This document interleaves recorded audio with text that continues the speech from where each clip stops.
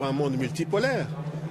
Nous ne pourrons pas nous installer dans un mécanisme qui nous est imposé.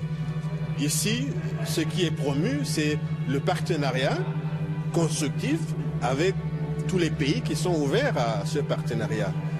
Nous évoluons vers un monde où chaque État, librement, peut choisir les pays partenaires avec lesquels il souhaite développer son économie, sa culture, échanger culturellement. Ce forum de Moscou est en quelque sorte un rendez-vous intermédiaire. Président exécutif du groupe d'initiative pour la paix et la prospérité en Afrique, c'est la GIPPA. Vous pouvez nous dire un petit mot sur ces groupes?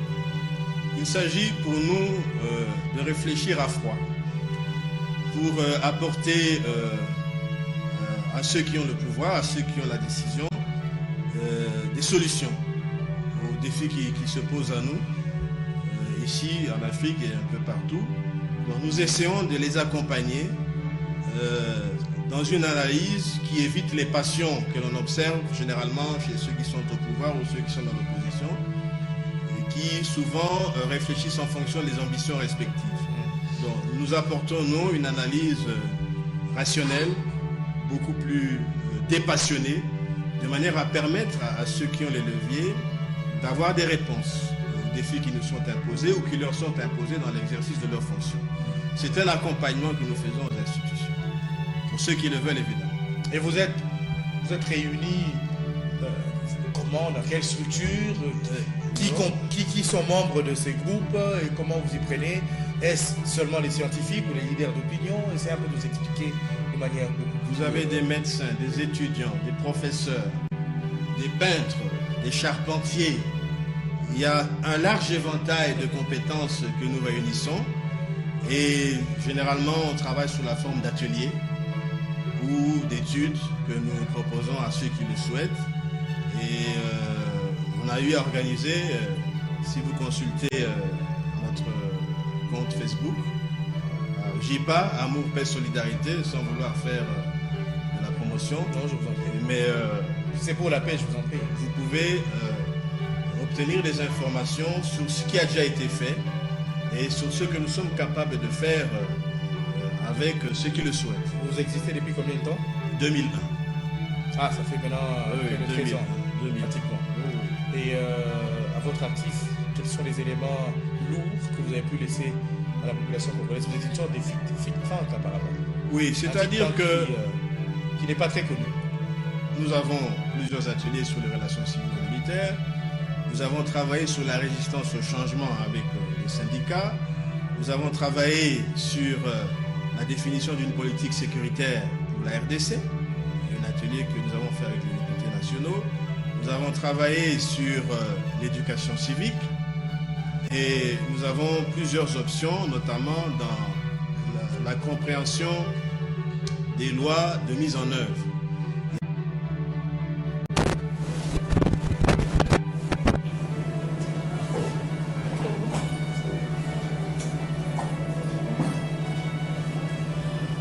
Bonjour Monsieur Jean-Marie Kimboué. Bonjour Madame. Le mandat de la MONUSCO prend fin ce 31 mars 2018. Est-ce opportun pour la RDC de renouveler le mandat? Pour répondre à cette question, Madame, il faut que les deux parties évaluent,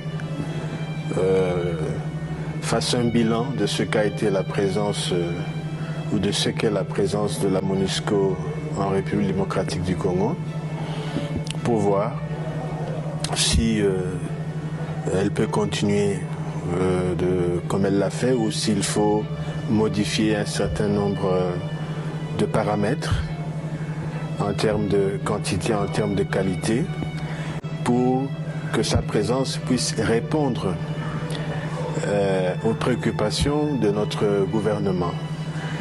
Donc, à un moment où on arrive à cette échéance, c'est l'occasion de faire cette évaluation-là et de trouver ensemble les voies et moyens, si le bilan est négatif, de réviser l'accord qui lie la République démocratique du Congo à l'ONU pour rendre cette mission plus efficace, pour la rendre plus efficiente. Quelle est la procédure aujourd'hui si la RDC prend la décision de se séparer avec la MONUSCO? Elle va s'adresser à l'ONU qui est l'autre partie dans cet accord, et ensemble ils vont déterminer la suite à donner, soit le maintien de la mission sous un format différent, soit la rupture. Tout dépend de ce qui sortira des négociations entre les deux parties, dans la mesure où, bien sûr, il n'y a pas une menace à la paix, à la sécurité internationale, dans lesquels cas, à ce moment-là, l'ONU prendrait des mesures suivant le chapitre 7 qui lui permet d'intervenir partout où la paix mondiale est menacée. La RDC se prépare déjà pour les élections à la fin de cette année. Est-ce qu'on peut avoir des élections sans la MONUSCO? Tout dépend des moyens pour installer la sécurité dans notre pays que le gouvernement va mettre sur pied. Nous avons l'armée, nous avons la police. Il faut rendre ces institutions efficaces sur tout le territoire de notre pays. Et s'il y a l'un ou l'autre complément que l'on peut obtenir de la part des partenaires, y compris de la MONUSCO, il faut définir le contour de cet accord pour que, comme vous l'avez souligné, cette période, nous la passions dans la paix, dans la tranquillité, mais aussi dans la sécurité.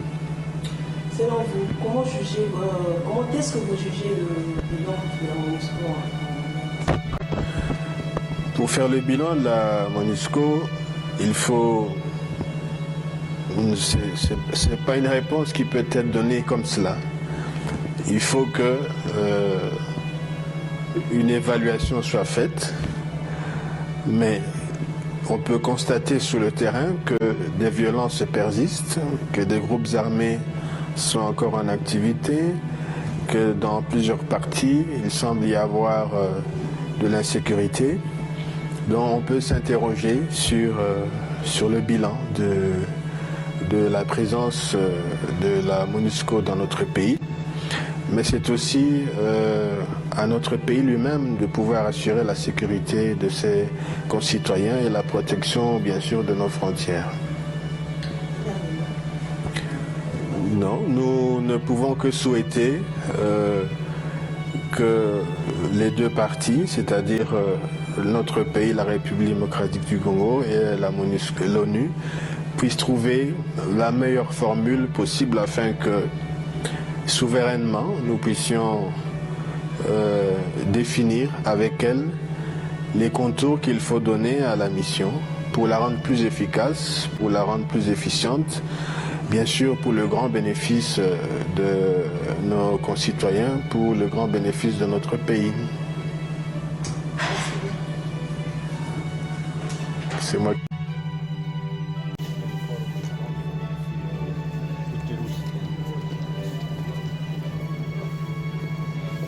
Alors, je me trouve ici au Forum économique international de Saint-Pétersbourg 2021, qui est un événement historique dans lequel toute la panoplie industrielle et économique de la Russie est exposée à la face du monde et où les interactions entre les opérateurs économiques de la Russie et les opérateurs du monde entier s'effectuent ici.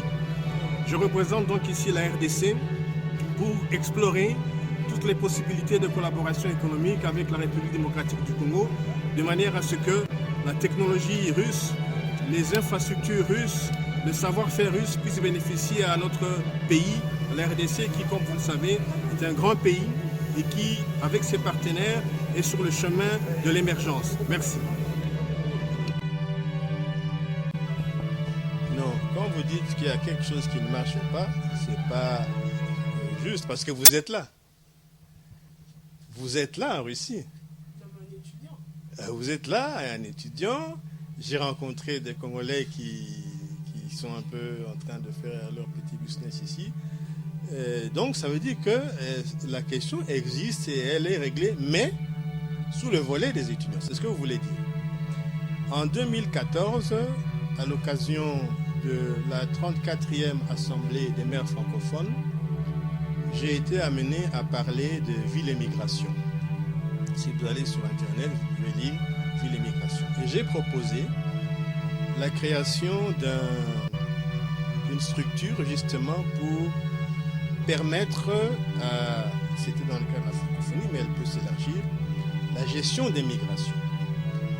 En réalité, votre présence ici répond à cet objectif de donner de la connaissance à des citoyens d'Afrique, du Congo, pour permettre à ces gens de rentrer chez eux et d'apporter cette expérience, cette expertise dans leur pays pour se développer. La Russie a besoin aussi des touristes congolais. Qui va visiter la Russie s'il n'y a pas de touristes? Donc les Congolais peuvent venir ici, passer 1 mois, 2 mois. Moi j'ai été à Sébastopol, j'étais à Yalta, j'étais à Simferopol, j'étais à Paris. Donc c'est parce qu'il n'y a pas d'information justement. Vous-même vous êtes témoin de beaucoup de gens qui arrivent ici sans avoir la bonne information et finissent parfois dans des conditions difficiles. C'est pour cela qu'il faut un observatoire. Donc, c'est-à-dire une structure qui informe les uns et les autres comment il faut se déplacer, quelles sont les conditions à remplir, quelle est la société dans laquelle on va, comment on se comporte. C'est tous ces aspects que les gens doivent intégrer avant de faire le déplacement. Et vous circulez dans le monde jusqu'à un moment donné où vous allez vous dire « c'est ici que je me sens bien ». Ça peut être en Finlande, ça peut être n'importe quel pays. À partir du moment où vous avez l'information sur comment je peux m'intégrer, quelles sont les conditions, etc., etc. Ce qui est condamnable, c'est l'immigration illégale ou clandestine qui est à l'origine souvent de beaucoup de problèmes, parfois d'insécurité. Donc, l'observatoire ou la proposition que nous faisons permet aux deux pays de réfléchir. Nous avons besoin pour que nous ayons une bonne aviation civile ou aviation militaire, il faut des pilotes, par exemple. Donc, il nous faut au moins, pour un pays comme le Congo, je dirais 400, 500 pilotes. Quelques 100 peuvent être formés aux États-Unis, 200 ici, 300 ailleurs. Il faut organiser ça. Nous avons besoin des ingénieurs pour faire des stages, même s'il a été formé en RDC, mais pour acquérir une expertise dans tel secteur, nous avons besoin qu'il aille passer 5 ans à Courtes pour étudier tel. Donc, c'est toutes ces questions qui doivent être étudiées, mais dans un cadre légal, à l'avantage des deux pays. Donc, ce qui peut être condamnable, c'est l'immigration clandestine qui débouche souvent sur des catastrophes. Vous suivez vous-même les gens qui meurent en Méditerranée et tout ça. Et les pays qui acceptent les gens ne veulent pas non plus accepter n'importe qui. Ils acceptent des gens qui sont en mesure de s'intégrer et de contribuer également au bon fonctionnement de leur société, pas des délinquants.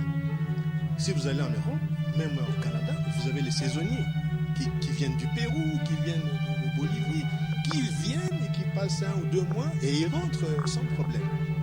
Alors, donc, ce sont ces structures-là qui informent et qui encadrent, dont nous avons besoin et pour lesquelles nous faisons ces propositions. Maintenant, il faut les moyens, bien sûr, pour que ça se réalise. Et ça, c'est une autre histoire. Voilà, moi j'ai... Потенциалом в области газа и нефтедобычи. Однако пока разведка не на достаточно высоком уровне, производство не на достаточном уровне. Однако в июле этого года правительство représenté lors de cette réunion, sans naïveté, cherche donc à diversifier ses partenariats afin de développer son économie, que ce soit par des transferts de technologies ou bien des investissements.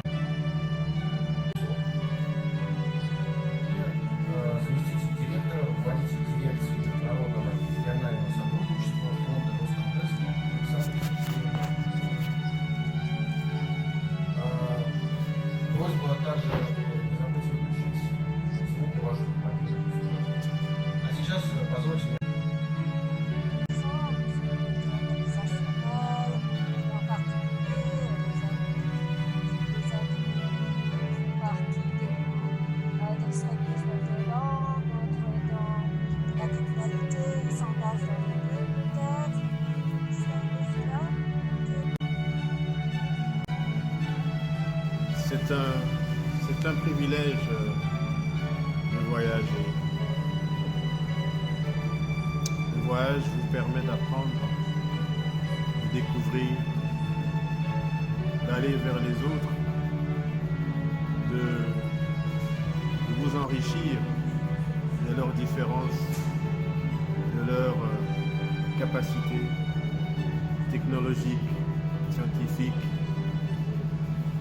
Quand vous regardez ce que les autres font, ça vous permet de mesurer vous-même votre niveau de développement, les défis qui vous restent à relever pour qu'un jour, on soit également comme les autres.